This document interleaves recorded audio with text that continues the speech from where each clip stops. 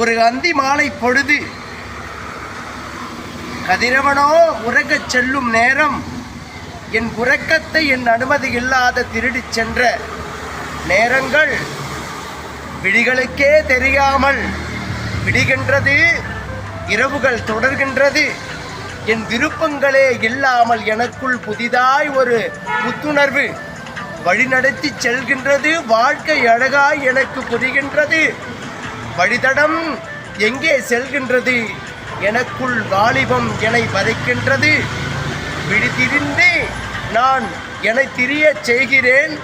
மனதறிந்து ஒரு தவறுக்குள் நுழையாமல் எனக்குள் நான் இருக்க பார்க்கிறேன். எண்ணங்கள் அலைமோதுகின்றது. என் ஏக்கங்கள் எனக்குள் அடங்கு என்றது. என் அனுமதி இல்லாமல் என் மனதோ அலைபாய்கின்றது. காரணம் தெரியாமல் என் கால் நடம் பாதையில் மெல்ல நகர்கின்றது. ஊர்கிறேன் மெல்ல நான் எனக்குள் ஆற்றிக்கொள்கிறேன் என் ரணத்தை.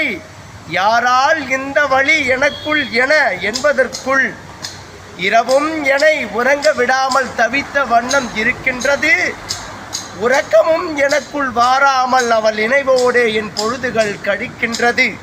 எதற்கிந்த நிலவரம் என் உடலுக்குள் புதிதாக வருகின்றது என்று எண்ணி எண்ணி என் பொழுதுகளை கழிக்க நான் நினைக்கும் பொழுதெல்லாம் வாழ்க்கை இது என ஒரு நாட்களும் என்னை விடாமல் தொடர்ந்து கொண்டிருக்கின்றது.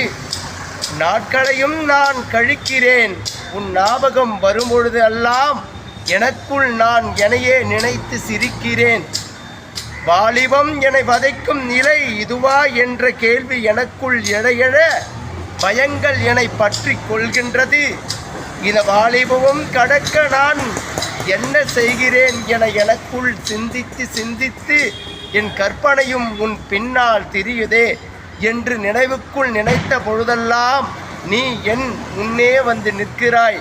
என் கண்மணியே ஆறாத ரணம் எனக்குள் நீ தருவாய் என்று எதிர்பார்க்கவில்லை. இந்த நாட்களும் எனக்கு புதிதுமில்லை. நேர்மைக்குள் நான் நடக்கிறேன், கொஞ்சம் பொறுத்திரு. உன் கரம் பிடிக்கிறேன். என் மனம் திருடியவள் நீதான். அனுமதி வேண்டும் உன் பெற்றோர் இடத்திலும் என் பெற்றோர் இடத்திலும்.